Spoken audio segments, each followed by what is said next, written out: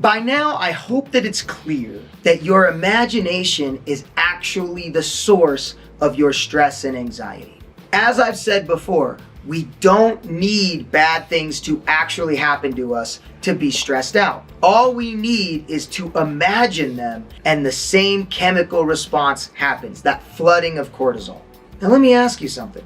Does it all of a sudden make a little bit of sense? There's this wonderful quote that I love by Mark Twain that says, "I've lived through some terrible things in my life, some of which actually happened."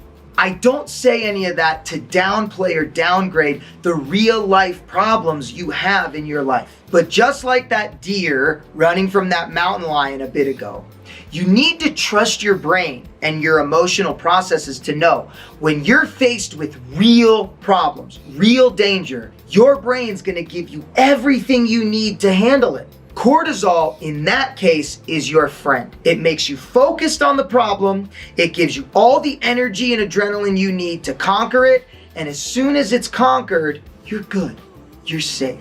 But here's the problem. When we are just imagining the worst case scenario, when we're painting that picture of the stressful situations we think might happen, there's no relief, there's no resolve. Have you ever been stuck in a situation where you can't stop thinking about a worry? You can't stop thinking about a certain moment that happened in the past or something you don't want to happen in the future.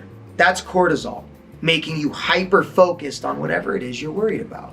Remember earlier when we said that deer's brain shut off its ability to eat and sleep? How many times have you been kept awake over a worry in your head? How many times have you been so stressed out about something that might happen in the future or that's already happened in the past? How many times have you been so stressed out that you've lost your appetite, that you haven't eaten for hours or days? It's because your mind is flooded with cortisol. But as we said in the previous lesson, there's nothing coming to hurt you right now. You're not in danger right now. If you are, please turn off this video and handle whatever's happening. But if not, how do we gain control of our mind? I want you to try something with me. I want you to try to just sit back and relax. Okay? Now, I want you to take a deep breath in. Just a calm, soothing breath. Now, I want you to imagine that you're on a beach. I want you to take in another deep breath. And I want you to imagine that it's 78 degrees outside. You can feel the warm sun on your neck and on your back. It's almost like the sun is giving you a warm massage. It's just relaxing every muscle in your body. I want you to take one more deep breath. And I want you to imagine that your toes are in the sand, your hands are in the sand is nice and warm, a little cooler underneath the surface. As you breathe deeply, visualize a beautiful ocean. I want you to imagine the waves rolling in on one another. Imagine the sound of the ocean. Close your eyes and imagine you're actually there.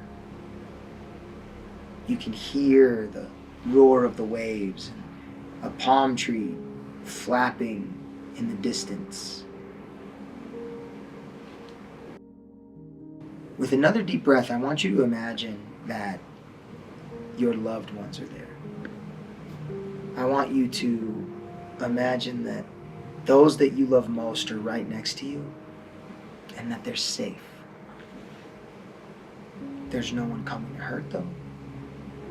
There's no one asking anything of them or you. All you have to do is enjoy each other in this moment. Take one more deep breath. Fill yourself with that emotion. And breathe out. Let me ask you something. are you feeling a little more calm right now than you were even 5 minutes ago? Now let me ask you a more important question. Did you think of a gorilla in a pink tutu even once? You didn't, did you? It's because you were telling your brain to focus on something else. And when you focus, when you paint a picture of the stuff you enjoy, your emotions follow.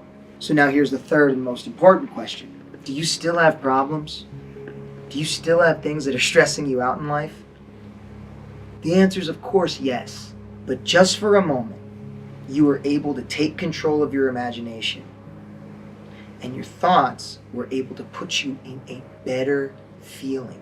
Here's what you need to understand. The choice is yours. If you're not in immediate danger right now, and whatever you're worried about is a week away, a month away, a year away, or it's just a potential possibility in the future. If it's stressing you out in this moment, at any time, you can take control of your thoughts and take control of your emotions with a simple breath and switching that catastrophe mindset to a hopeful mindset, which leads to this. Here are the important equations I want you to write down. Fear is imagining the worst case scenario. And when you imagine the worst case scenario, your emotions follow. But the opposite of fear is hope. Hope is imagining the best case scenario. And when you imagine the best case scenario, your emotions follow. It is your choice to live in hope or fear. To go deeper into this, you're going to have to check out the other class, which is called Slow Your Mind.